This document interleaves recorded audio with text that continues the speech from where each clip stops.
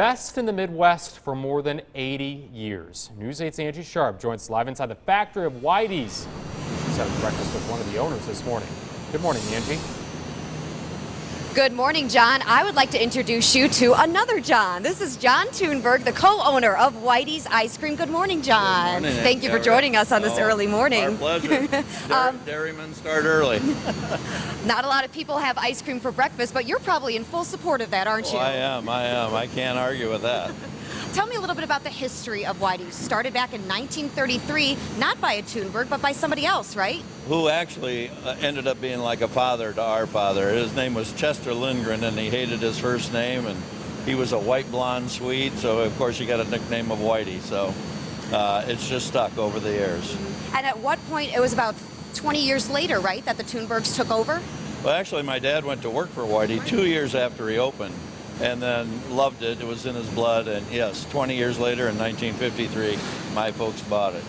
So it's really been in our family, whatever that is, 63 years, but we say 83 or 84 now because Whitey was like a grandfather to Jeff and I. We never had a grandfather that was alive when we were born, and he was like a dad to our dad, so it's just all in the family. That's very cool. Speaking of cool, let's walk through. So where are we going right now? We're going in our what we call our hardening room. Okay. And this is our freezer where all of the ice cream is put when it's first made and then stored.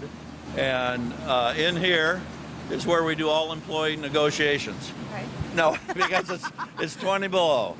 This room is 50 by 60 and about 22 feet high. And like I said, it's 20 below zero at all times. The secret is don't think about it. And we've never really gone up to those blowers way up there to find out what the wind chill actually is up there. One of these days. We keep saying one of these days, but... But all the trucks, they come here, they're able to get all their supplies and load up the trucks right here in this spot, right? Right. Our truck supplies all of our local stores, and then as we ship out to Hy-Vee or Fairway, their trucks come and we just load them by the pallet, just load it up. How many do you think you do a day? Trucks, deliveries? Do you have any number? Some days, no, we don't. Some days are crazier than others, and you know, it just depends upon when the orders come in. Yeah. But our stores get stocked twice a week.